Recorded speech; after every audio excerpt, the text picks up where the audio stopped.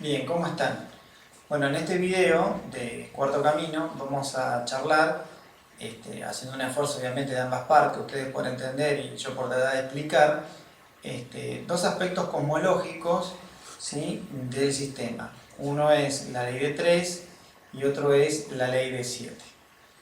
Bien, en el trabajo aprendemos que hay distintas leyes que operan sobre nosotros, ¿sí? Cuando decimos leyes, podemos decir de que son estructuras del espacio, tiempo y la energía que operan sobre nosotros, los seres humanos, como máquinas, ¿sí? Donde en esas leyes nadie puede escapar, por decirlo de alguna manera, y que formarían parte de la regulación del universo. Y lo voy a decir más sencillo. Así como, por ejemplo, nosotros tenemos que las estructuras, digamos, de la naturaleza se comportan o pueden reducirse a los conceptos de fractales, o que ciertas leyes naturales, por ejemplo en la estadística, o en la forma en que crecen los árboles o las plantas, o sea que hay ciertas leyes, ¿sí? El número áureo, la serie Fibonacci, etc. O sea que hay, podríamos decir, como pensamientos, leyes, los cuales rigen la construcción, ¿sí?, en este plano material. Bien, en el trabajo de Cuarto Camino hablamos de unas leyes, ¿sí?, casi fundamentales, dentro de todas las leyes que hay, los paquetes de órdenes de leyes, ¿sí? Estas leyes provienen o funcionan desde lo que en el trabajo llamamos el absoluto, ¿sí? En el trabajo hay una especie de rayo de creación, ¿sí? Es el nombre técnico que recibe la estructura, digamos, del universo, desde lo más amplio a lo más pequeño, de lo más diferenciado a lo indiferenciado, o de lo más consciente a lo menos consciente, ¿sí? En este rayo de creación hay leyes que operan en todos los planos, independientemente del lugar o el punto de la creación del que estemos hablando, ¿sí? Pero bueno, la idea es que esto sea funcional. No estamos tratando de dar un curso sobre la ley del trabajo, sino que simplemente acercar a las personas curiosas o aquellos que están ya cursando en alguna escuela de Cuarto Camino, hacerse una idea tal vez diferente o tal vez refuerce lo que ya conocen. Bien, la ley de 3, ¿sí?, o la ley de los 3, ¿sí?, hace referencia a tres fuerzas. Cuando decimos fuerzas, no estamos hablando de fuerzas físicas, por decirlo de alguna manera, ¿sí? O sea, el concepto de fuerza del que habla el trabajo no lo encontramos en la física, ¿eh? Se lo dice alguien que es profesor de matemática y física. Yo les puedo asegurar que el concepto de leyes del trabajo no está en el punto de vista científico, ¿sí? Si recurrimos, en el caso mío como docente, a explicar las leyes de manera pedagógica, basándonos en conceptos de la física, de la biología, de la psicología, etcétera, solamente para hacer asequible o acercar el concepto en sí. Bien, entonces, la ley de 3 en el trabajo, ¿sí?, enuncia tres principios o tres fuerzas, ¿sí? La fuerza activa, la fuerza pasiva, ¿sí?, y la fuerza neutralizante. La fuerza activa tiene que ver con la iniciación. La fuerza pasiva tiene que ver con lo que dificulta esa iniciación. Y la tercera fuerza tiene que ver con una fuerza resultante de la interacción de la primera y de la segunda, ¿sí? En física, cuando calculamos composición de fuerzas, ¿sí?, por ejemplo en un paralelogramo donde teníamos, digamos, fuerzas que salían a 90 grados, calculábamos que la resultante iba a pasar por el medio e iba a tener digamos, una intensidad de acuerdo a ciertas leyes matemáticas. Bueno, eso acá no es tan así, sino pasa más que nada por un tema de percepción. Y ahora les voy a dar un ejemplo. Supongamos que tengo en mi cabeza ganas de hacer algo, ¿sí? Esas ganas que una vez se siente como que algo dentro de uno dice y nada me lo impedirá. O sea, técnicamente del trabajo es una fuerza activa, ¿sí? Una fuerza primordial, una fuerza de arranque, es activa. Por ejemplo, les voy a contar una anécdota mía de chico, muy graciosa, ¿sí? Cuando yo era chico, quería tirarme como el pingüino de Batman con un paraguas, ¿sí? Esa era mi fuerza activa, yo quería tirarme con un paraguas desde la terraza de nuestra casa. Entonces, ¿qué es lo que hago? Obviamente voy a buscar un paraguas, el que me pareció más grande, y me voy hasta el techo de la casa, miro hacia abajo y mi fuerza activa me dice tírate que vas a caer como en la televisión en cámara lenta. Bueno, este aquí que así como me tiré, llegué abajo en un abrir y cerrar de ojos, caí arriba de un limonero y de unos rosales, así que quedé como si me hubieran metido dentro de una bolsa de gatos. ¿Qué quiere decir esto? Que la fuerza activa, ¿sí? O cuando uno está tomado por la fuerza activa o estamos identificados con la fuerza activa, no tenemos en cuenta las dificultades o segundas fuerzas que pueden llegar a aparecer ante la primera. Es una especie de, podríamos decirle, freno o dificultad o obstáculo que se opone a la fuerza activa. No quiere decir que algo esté en contra de nosotros, no tiene nada que ver, sino que es los aspectos del universo que equilibran, por decirlo de una manera, esa fuerza activa. Entonces, en el caso del ejemplo, yo al tirarme como el pingüino de arriba de la terraza, evidentemente no tuve en cuenta la segunda fuerza, que es la ley de gravedad, la resistencia del material del paraguas, mi peso, la altura, el limonero y el rosal que estaban abajo. O sea, evidentemente yo al no tener conciencia de la segunda fuerza, mi decisión, o sea, mi resultado fue rajuñones, un pie torcido, unos cuantos chirlos rectificadores de mi madre, porque casi me pegó un palo del que no vuelvo, etc. Entonces, ¿cuál fue el resultado? El resultado fue, obviamente, la penitencia, los rajuñones, el más rato a mi madre, etc. Algo que era imposible que yo tuviese en cuenta. Ya no tenía en cuenta la segunda fuerza, que es lo que se oponía a mi deseo de tirarme de la terraza. Imagínense las consecuencias secundarias o el resultado que podría llegar a tener mi acto o mi accionar, evidentemente incalculable. Bien. En general, cuando uno empieza a hacer un trabajo interior y empieza a despertar, empieza a notar este tipo de efectos o fuerzas de la naturaleza. ¿Sí? Yo en aquel momento, bueno, imagínense, con 7 años, tirándome de la terraza, no tenía ni siquiera la experiencia de lo que significaba nada de la física. Bien, cuando yo vi el resultado final de todo lo que había pasado, de ese resultado yo no podía hacer ingeniería inversa y estudiar a la fuerza activa y a la pasiva. Es como que cada una vive en un mundo independiente o tiene sus estructuras internas independientes. Pero nosotros, desde la observación y el recuerdo de sí, podemos llegar a captar ese tipo de fuerzas, que son arquetípicas en el universo, porque no importa la entidad que venga a este universo, sí o sí estas leyes van a operar. ¿Estamos de acuerdo? Bien. Si yo voy a hacer algo, ese voy a hacer algo es fuerza activa. La pasiva es intentar calcular las dificultades que pueden surgir de esa situación. Y la neutralizante es el resultado final de lo que puedo llegar a calcular de lo que va a suceder. Bien, hasta acá todo parece sencillo, porque yo puedo decir, bueno, voy a preparar un picnic, una salida de comida al aire libre, el sábado de esta semana.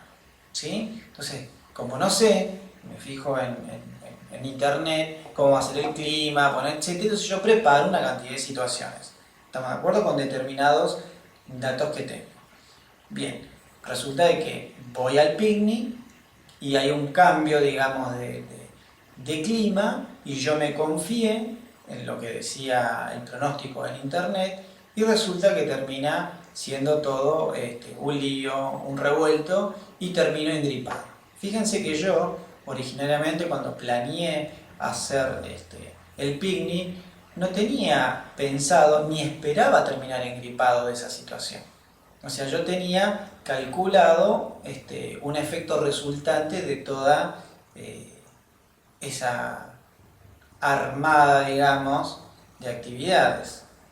Bien, ¿qué sacamos así a primera vista? Primero que la fuerza activa la podemos ver obviamente porque la estamos padeciendo. La segunda fuerza es medio difícil porque requiere o experiencia o hacer un estudio más profundo de la situación. Y la tercera fuerza prácticamente es invisible, o sea, muy difícil de ver y de calcular. O sea, tiene mucho más efecto sorpresa la tercera fuerza que la segunda fuerza a la que se opone. Les voy a dar algunos ejemplos solamente a modo didáctico y pedagógico. Si yo intento, por ejemplo, este fin de semana reparar una pared que tengo rota en casa, ¿sí? Entonces preparo todos los materiales, si hace falta algún enduido, una masilla o revoque o estuco o lo que fuese, preparo toda esa situación y me dispongo para ese fin de semana dedicárselo. Bien, todo perfectamente andando, funcionando y de repente se escucha el timbre, cling, cling. Mi suegra con su marido, o sea, mis suegros, vienen a casa. Evidentemente yo tengo una actividad, eso hace de segunda fuerza. Entonces, algo de tiempo le voy a dedicar a mis suegros, algo de tiempo le voy a quitar a mi actividad. Entonces, lo que yo tenía planeado para ese fin de semana no necesariamente termina como yo pensaba hacerlo, o sea, de tercera fuerza. ¿Sí? Porque tal vez ese fin de semana termine yendo a comer con mis suegros una cena a un restaurante donde yo ni siquiera tenía pensado ir a comer una cena a un restaurante, tener que bañarme, tener que cambiarme la ropa, etcétera, etcétera, etcétera. Entonces, cuando uno va a hacer algo, tiene que tener en cuenta esta ley de tres, estas tres fuerzas. O sea que yo tengo que observarme dentro de mí cómo funciona la fuerza activa. Por ejemplo, los deseos de algo, estudiar los deseos de algo y ponerle virtualmente todas las cosas que se le puedan oponer. Fíjense que estoy hablando de estudiar, no estoy hablando de ser aguafiesta, negativo, pesimista, no, sino que estoy hablando de las posibles consecuencias para prever el resultado, porque uno cuando hace algo lo hace para un resultado, no lo hacemos por el hecho de hacerlo, se hace con una meta. Bien, entonces, si yo estoy en un estado interior de fuerza activa, tengo que calcular la segunda fuerza. ¿Sí? Entonces, si voy a reparar mi casa, voy a reparar una pared, yo puedo tener en cuenta, por ejemplo, tengo todos los materiales de seguridad, si voy a trabajar para el techo, por ejemplo, tengo protectores oculares para que no me caiga el material en los ojos, bueno, ya estoy restando segunda fuerza. ¿Se entiende? ¿Cuánto tiempo creo que me va a llevar? Hago memoria, si antes hice esa tarea, o si nunca la hice porque voy a intentar hacerla porque vi un video en internet y me voy a animar a hacerla, por lo menos ver cuánto se tardó en hacerlo, entonces calcular también ese tiempo. Resto segunda fuerza. ¿Se entiende? Pero a veces sucede que hay imponderables, o sea, hay segundas fuerzas incalculables. Y ahí es donde uno tiene que tomar una decisión de decir, ¿cómo negocio con esa segunda fuerza para el resultado que me planteé? Ese cómo negocio, cómo hago el proceso de la situación, es otra ley, que es la ley de 7, ¿sí? La ley de 7 es cómo se manifiestan las cosas. Pero vamos a dejar un poquito de costado para terminar con la ley de 3. Cuando hacemos algo entonces, o sea que queremos un resultado, tenemos que tener en cuenta la fuerza activa, la fuerza pasiva y el resultado. Y ver desde arriba, desde la experiencia adquirida, desde la experiencia tomada de otras personas o de otros eventos, las oposiciones, las dificultades que pueden surgir ante esa tarea y los posibles escenarios de resultado. ¿Sí? O sea, la tercera fuerza. ¿Por qué digo esto?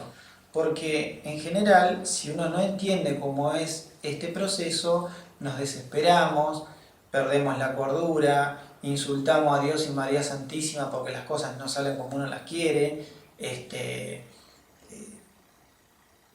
todo es contra nosotros, ¿por qué cada vez que quiero hacer algo tengo tantas dificultades? ¿Por qué el banco no me presta el dinero? ¿Por qué mi amigo que me dijo que iba a ser socio ahora se abre de piernas y no quiere participar de nada? O sea, sirve para tener una actitud diferente hacia cómo se dan los eventos en la vida cotidiana.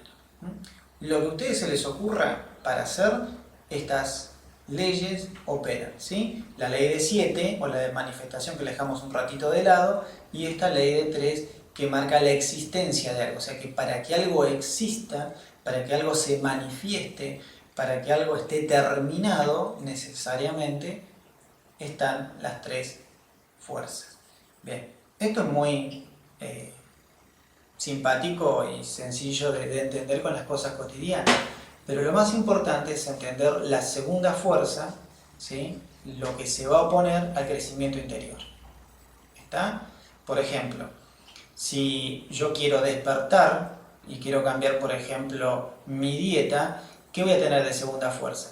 Mis hábitos, las amistades, mi forma de vivir, el alimento que puedo conseguir en la oficina donde trabajo o donde sea. O sea que tengo ganas de hacer un trabajo interior, de cambiar, por ejemplo, mi dieta hacia algo más sano, y resulta que tengo un montón de segunda fuerza. Bien, ahí para que ustedes vean, pues si uno se desmoraliza, ¿y cuánto duramos en una dieta? ¿Cuánto duramos en algo que le hemos propuesto si no entendemos bien el concepto de la oposición? Bien, los resultados. Muchos de nosotros, ¿sí?, generalmente trabajamos por un resultado, no por el hecho de hacer la experiencia, ¿sí?, sino que nos ponemos una meta de resultado. Y si ese resultado no se da, o sea, tercera fuerza, también entramos en un estado de desesperación, depresión, contradicción, etc., si no es acorde a lo que uno se plantea. Bien, para sacar todas esas animosidades inútiles, entender el proceso de la naturaleza nos permite jugar de una manera más consciente, más coherente y más ordenada, y así llegar a un puerto más seguro.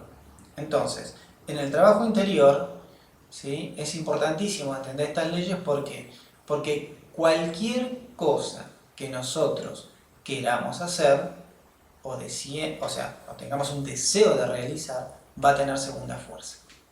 ¿Sí? Y la segunda fuerza va a ser proporcional, ¿sí?, a la intensidad de la voluntad mandíbula prominente, ¿sí?, o de las ganas impulsivas de hacer algo. Bien, en este trabajo de escuela, ¿qué es lo que hacemos? Intentamos que el trabajo avance de una manera paulatina, casi imperceptible, ¿sí?, para los yoes y la máquina, cosa que las segundas fuerzas que vengan a dificultar mi trabajo interior, la podamos llevar y jugarlas bien, para que no nos frenen y no nos coarten la posibilidad de crecimiento y nos depriman. ¿Está? Entonces es un crecimiento paulatino. ¿El resultado cuál sería de ese juego? Obviamente sería despertar. Y despertar es la tercera fuerza. Por ejemplo, en este trabajo, la tercera fuerza es despertar. Si tomamos el ser y el saber, por ejemplo, dos aspectos del ser humano, el ser, la parte anímica interior, y el saber, lo aprendido, ¿sí?, fuerza activa, pasiva y neutralizante, la comprensión sería la fuerza neutralizante. Bien, en el próximo video voy a charlar acerca de la ley de 7 y voy a tratar de integrar la ley de 3 y hacer una pequeña ampliación o una integración para que sea más funcional. Bueno, gracias por la paciencia y espero, bueno, como siempre, que le hayas aportado ideas constructivas.